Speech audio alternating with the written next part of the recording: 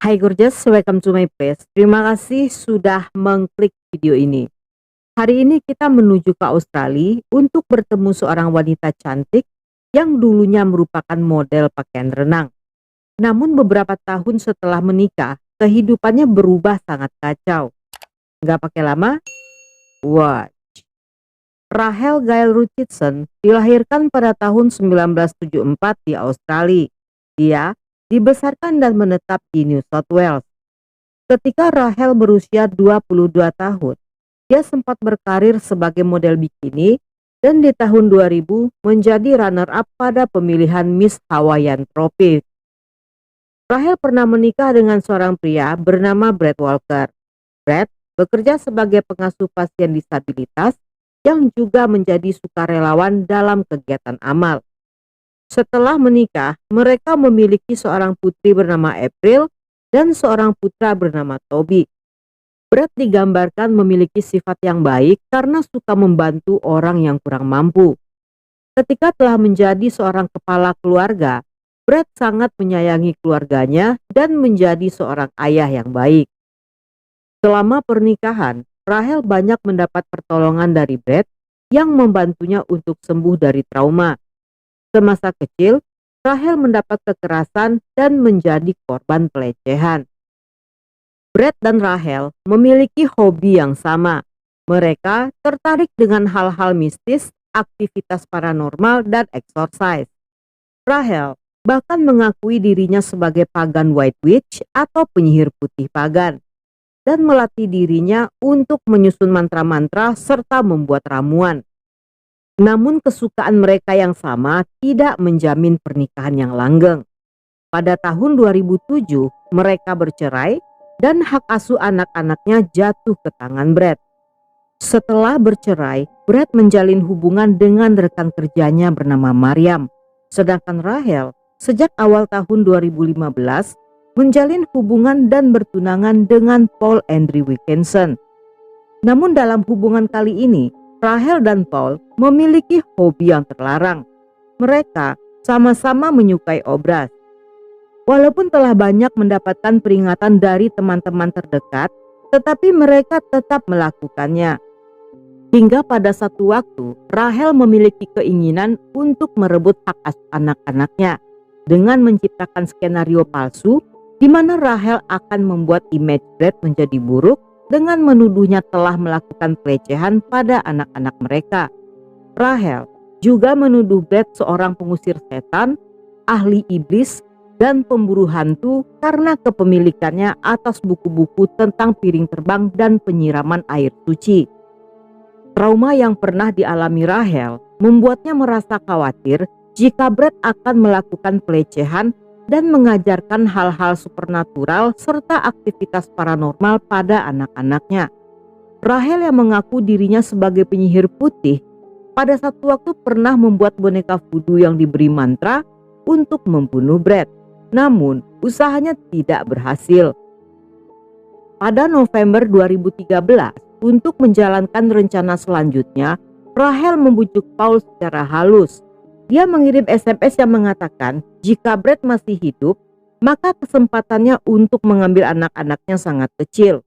Untuk lebih meyakinkan, Rachel merendahkan dirinya dengan menyebut dirinya sebagai belalang sembahyang kotor agar Paul merasa kasihan dan mau membantunya.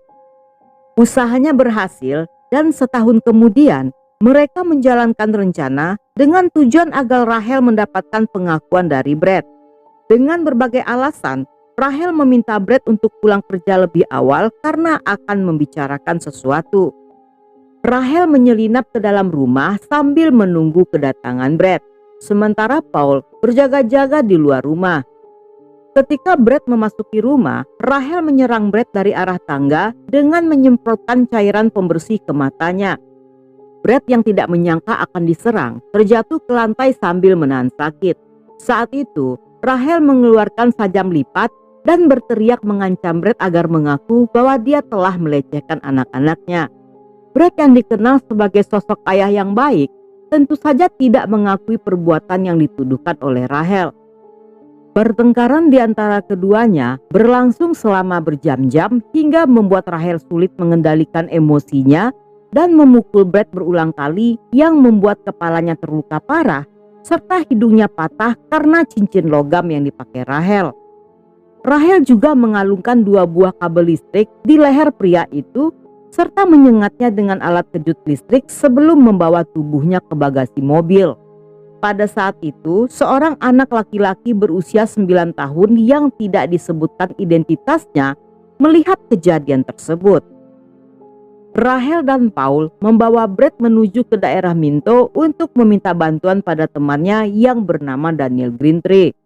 Mereka membawa Brett yang dalam keadaan disumpah lakban dan diikat berkeliling selama berjam-jam untuk menemukan lokasi yang tepat. Hingga akhirnya mereka membuangnya di pinggir jalan di daerah Mangrove Creek Road. Jasad Brett ditemukan keesokan harinya oleh seorang pengendara motor. Polisi yang mendapatkan laporan mendatangi lokasi pada jam 7.30 malam. Saat ditemukan, jasadnya dalam posisi miring ke kanan, kaki ditekuk, serta darah telah menggenang di sekitar kelapanya. Di lehernya masih menempel 2 buah kabel dengan jepitan lobster di setiap ujungnya. Hasil otopsi mengungkapkan Brett tewas akibat pukulan di kelapa. Seperti dalam kasus yang melibatkan pasangan, polisi mencurigai Rahel yang juga merupakan orang terakhir menghubungi Brett. Ketika polisi menggeledah 3 properti miliknya, mereka menyita sebuah gaun putih, hoodie putih, tisu berdarah, serta mobil yang di dalamnya ditemukan noda darah pada karpet di bagasi dan di jok kursi bagian depan. Mereka ditangkap dan Rahel dikirim ke pusat pemasyarakatan wanita Silverwater.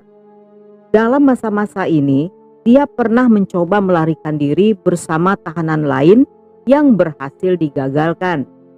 Pada akhir Oktober, polisi baru menangkap Daniel yang kabur ke Teluk Gilaben. Dia didakwa sebagai kaki tangan. 4 tahun kemudian, pada persidangan di bulan Agustus 2018, Rahel tampak sangat jauh berubah. Dia terlihat muram dan badannya yang dulu seksi sekarang mengalami kelebihan berat badan. Selama persidangan berlangsung, Rahel tidak pernah menunjukkan rasa menyesal. Walaupun mengaku ikut berperan dalam pembunuhan tersebut, tetapi dia bersikeras mengatakan tidak bersalah. Namun pernyataan Rahel dipatahkan ketika anak laki-laki yang berada di TKP pembunuhan ikut bersaksi.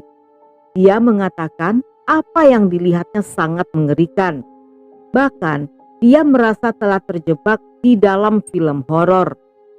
Sejak kejadian itu, sang anak mengalami masalah emosi, kecemasan, dan sulit mempercayai orang lain. Di tanggal 16 November 2018, hakim menyatakan Rahel dan Paul bersalah atas pembunuhan tingkat kedua. Tindakan brutalnya dianggap karena Rahel kehilangan kendali akibat kondisi jiwanya yang mengidap depresi, PTSD yang berasal dari trauma masa lalunya. Ayah Brett yang bernama Ian Walker sangat menyayangkan tindakan Rahel karena Brett telah membantunya menghadapi trauma masa kecilnya. Banyak orang yang bersaksi bahwa Brett adalah pria baik yang tidak mungkin melakukan hal-hal yang ditakutkan Rahel. Ian menduga jika tindakan Rahel akibat rasa cemburu karena Brett telah move on dan memiliki kekasih baru. Keluarga mereka juga takut jika satu saat nanti Rahel bebas, dia akan balas dendam pada keluarga mereka. Setahun kemudian, Rahel divonis hukuman penjara selama 9 tahun dengan kesempatan pembebasan bersyarat setelah 5,5 tahun. Dan Paul divonis hukuman penjara yang lebih ringan dan dibebaskan pada tahun 2019. Sementara Daniel dibebaskan karena terbukti tidak bersalah.